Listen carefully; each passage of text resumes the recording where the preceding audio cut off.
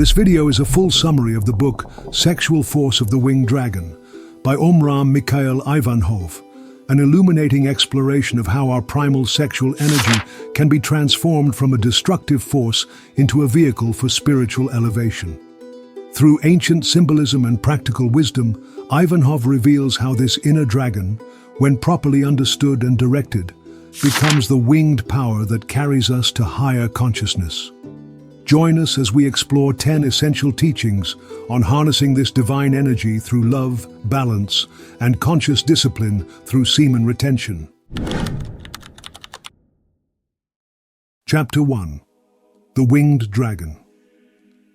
In the legends passed down through time, the dragon is often a winged serpent that captures a princess and guards immense treasure in a castle. Knights ride forth to free her but are devoured, until one pure-hearted hero, armed with hidden knowledge, arrives and triumphs over the beast.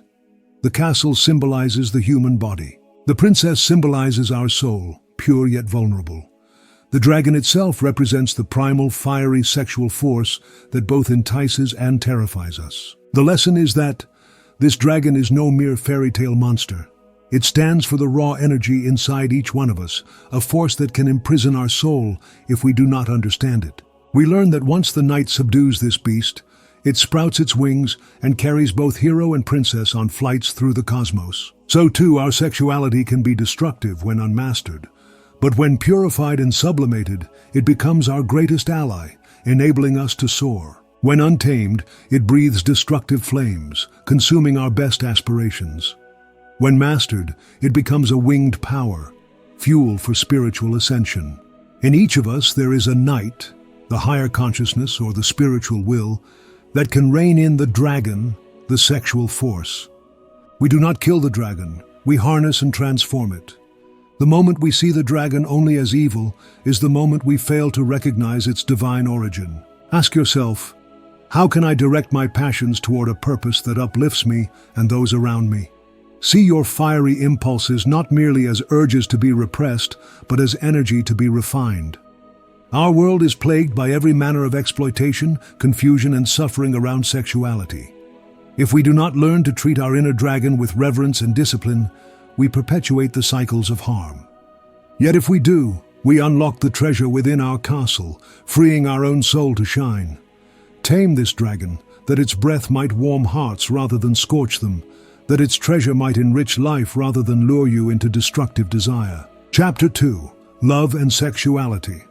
In modern discourse, love and sex are often used almost interchangeably.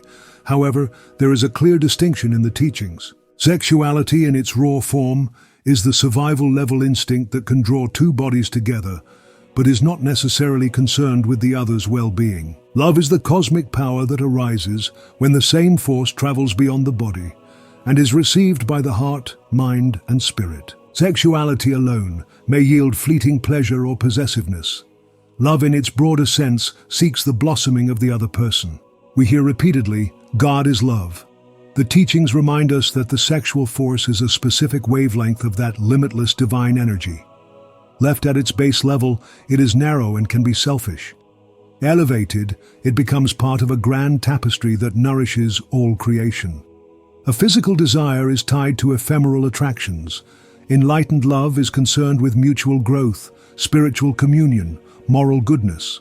Often we cling to a narrow expression of sexuality because we fail to see the universe-wide scope of love.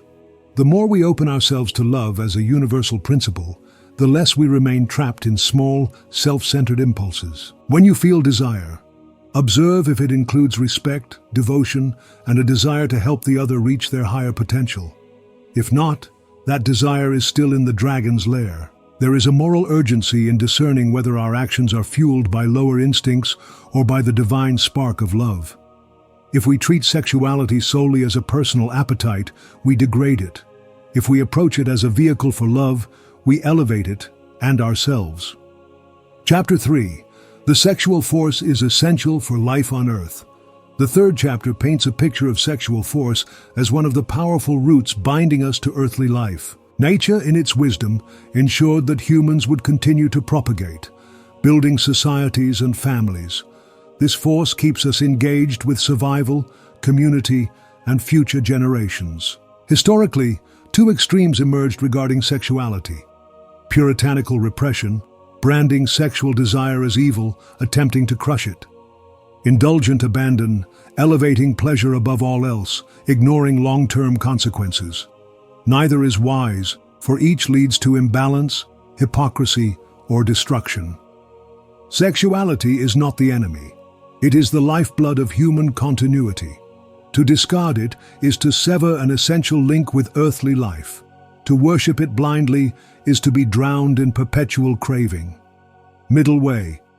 Recognize it as divine in origin, but requiring conscious direction. Many spiritual seekers consider whether to embrace celibacy or accept conjugal love.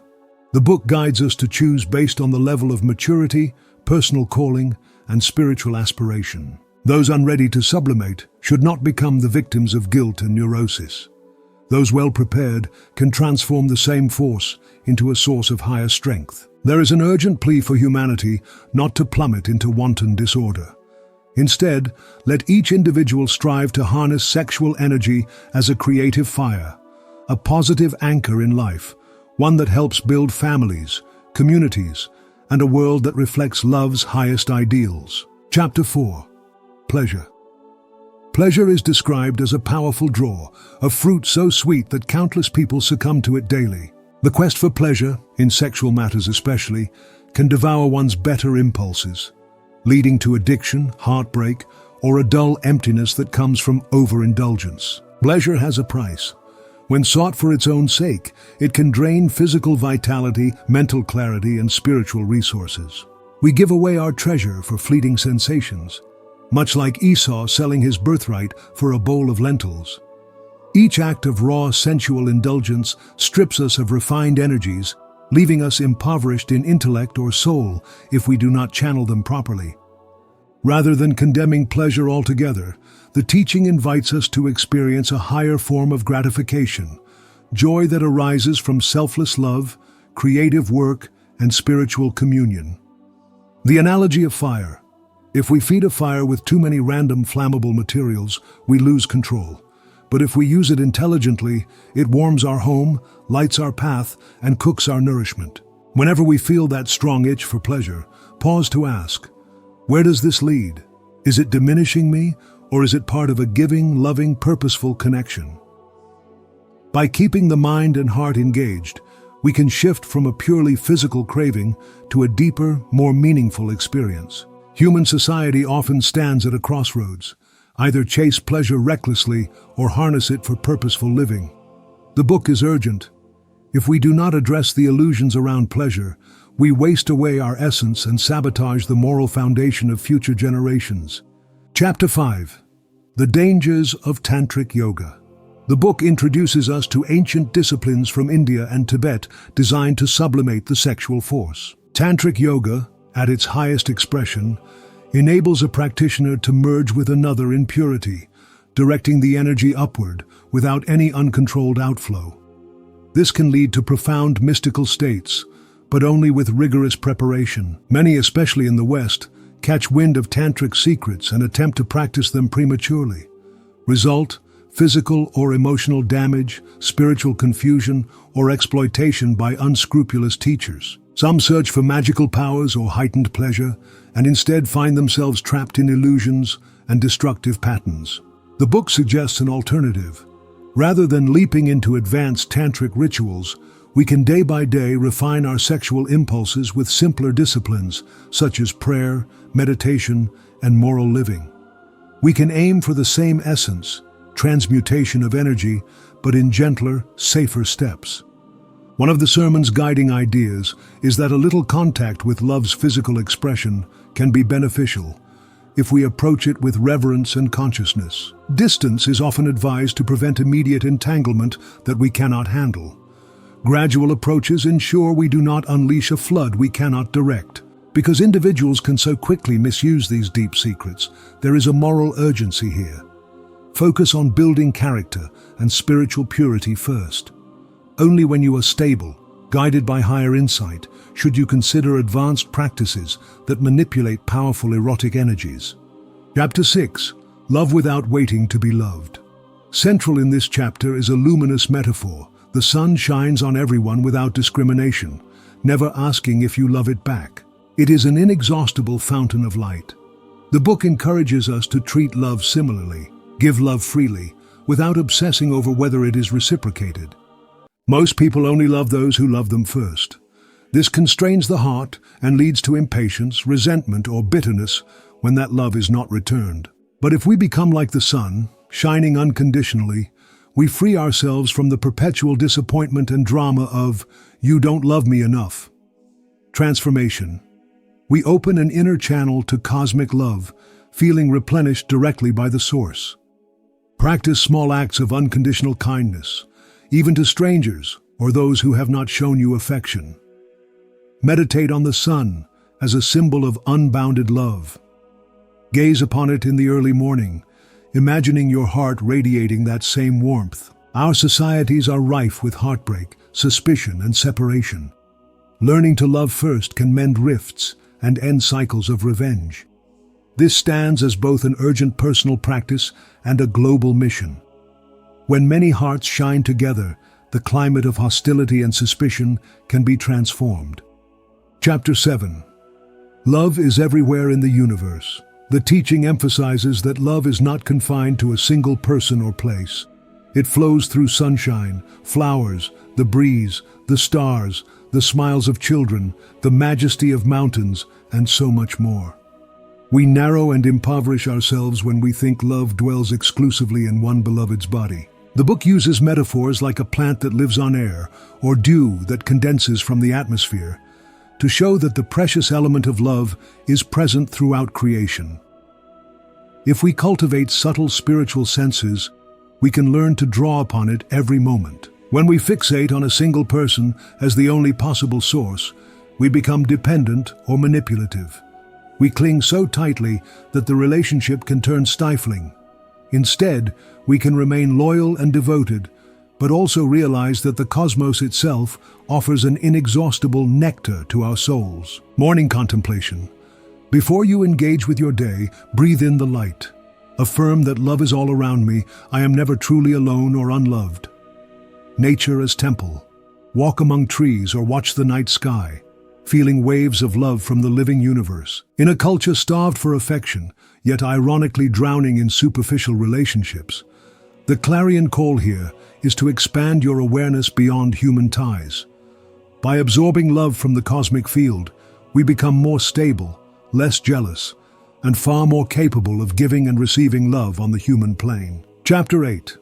Spiritual love is a higher way of feeding ourselves. A powerful parable, we begin as caterpillars, grounded and devouring leaves. This is akin to raw, ego-based desires that often hurt others. But if we undergo a cocoon phase of reflection, we emerge as butterflies. Light, radiant, feeding on the nectar of flowers instead of destroying. Physical consumption can be done mindlessly. Likewise, sexual desire can be purely an animal act. Spiritual nourishment seeks the finest ethers, the subtle energies in one's partner or environment, building mutual respect and deeper communion. Many stumble into relationships that leave them feeling depleted. Why? Because they have not learned to feed properly on higher energies, to approach their partner with reverence. They remain in the leaf-eating stage, devouring each other's essence without ever discovering the sweetness of spiritual union. Each time you hunger for intimacy, challenge yourself. Am I devouring leaves or sipping nectar? The path from caterpillar to butterfly is an internal metamorphosis, sometimes painful, requiring seclusion, prayer, and honest self-examination. But the outcome is freedom and grace. In a world driven by material appetites, we desperately need more butterflies, people who have transcended the destructive side of desire. The time is now. The longer we remain willfully ignorant, the more strife we see around us.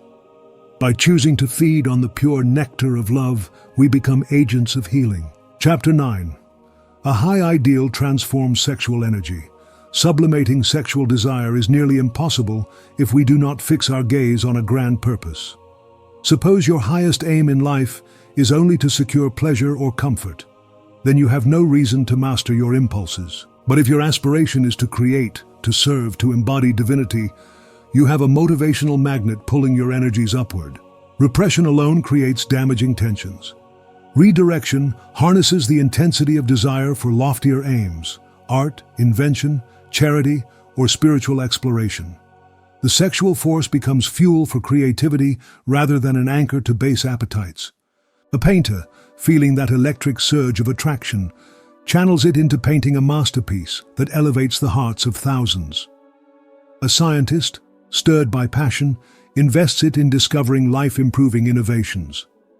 A spiritual seeker, instead of letting lust disrupt the mind, sublimates it through prayer and receives luminous revelations. When desire flares, immediately recall your higher ideal. Visualize it vividly. This is not about denial. It is about converting raw energy into the building blocks of something noble. Our world is shaped by individuals who channel their energies. If we channel them toward base ends, we add to chaos. If we channel them toward a life-giving ideal, we become pillars of light. This is urgent, for if too many remain slaves to mindless desire, we risk deeper social collapse. Chapter 10. Open your love to a higher path.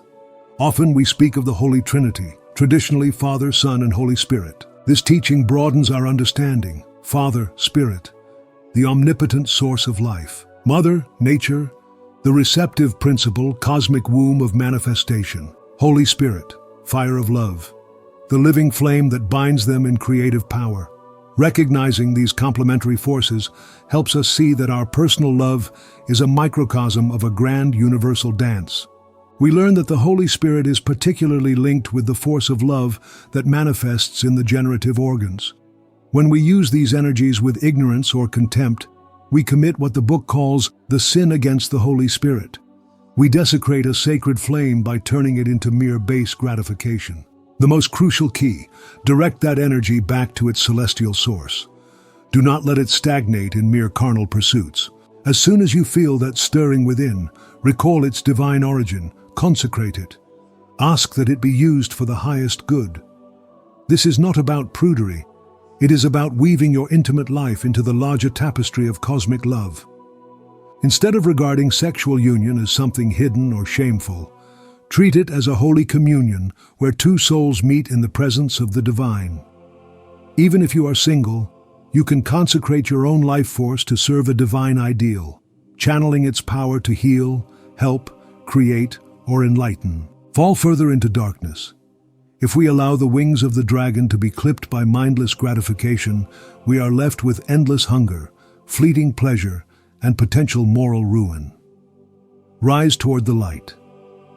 If we remember each day that God's love descends through our sexual nature, ready to be raised back to its heavenly throne, we transform ourselves and radiate blessings to the world. The concluding trumpet sound is this: the same energy that can destroy is the very energy that can save. The difference lies in how we think, feel, and act upon it.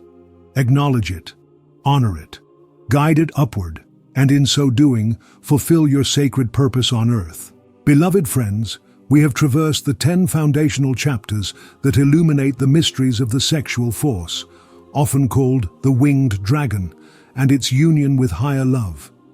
Let us gather these insights into a single resonant appeal. Recognize the dragon. The sexual force is neither cursed nor trivial. It is a fiery gift. Distinguish love from mere lust. Allow cosmic love to permeate your relationships, thereby elevating sexual desire into a selfless, life-giving flow. Honor balance, neither suppress nor indulge blindly, but walk the middle path with discipline and reverence. Transmute pleasure into joy. Let fleeting pleasure become abiding joy by anchoring it in something greater than the ego. Proceed with caution in advanced paths. If deeper esoteric practices like certain forms of Tantric yoga call you, ensure your moral, spiritual, and emotional grounding before you step forward. Give love freely. Become like the sun, shining warmth upon all, thereby freeing yourself from the heavy yoke of expectation and resentment. See love everywhere. The universe teems with love. Learn to draw it in as a constant nourishment for your soul. Feed on finer energies. Move from the leaf-eating life of raw urges to the exquisite nectar-sipping approach of butterflies, who do not destroy but harmonize with nature. Hold a lofty ideal. Only by focusing on something sublime can we redirect the vast energies of sexual desire upward. Consecrate your love. Whether single or in union, anchor your sexual force in the divine, letting it return to its cosmic source in gratitude and purity. Now is the time to act. Our world urgently needs men and women transformed by conscious love, individuals who no longer misdirect their sexual forces into chaos, but channel them into building families, communities, and creative works that honor life. Each day you wait is a day lost, a day in which that force, if uncultivated, might fuel the fragmentation we see all around us. Imagine a humanity where countless people have understood this teaching. Imagine men and women who approach one another as living altars of the divine, who unite in kindness, mutual growth, and reverence. That is not a childish fantasy. It is a future we can help bring about if enough of us commit to this path. In your own heart, you carry the seed of this possible future. Nurture it by daily reflection, by small but consistent steps of purifying your thoughts and intentions. Practice watchfulness over where your sexual desire leads you, and pray for insight to guide it to higher planes. Remember, you stand at the gateway of the castle where the dragon keeps its treasure. Tame that dragon with the sword of love and knowledge. Free the princess, your own radiant soul. Claim the treasure, not as personal spoils, but as a resource to enrich the entire kingdom of humankind. Then mount upon the dragon's now gentle back and soar to realms of light, from which you can bring blessings to our beleaguered planet. In closing, may this sermon stir in you a deep, unwavering commitment to walk the higher road of love. May you find joy in the transformation of your energies, discover the true glory of spiritual intimacy, and become a beacon of hope in a world longing for redemption. Go forth with boldness, with passion, and with the unwavering conviction that your love, properly understood and directed, can become a force of resurrection for yourself, for others, and for our world. The time is now, the power is in you. The path is set before you, walk it in faith and radiant courage.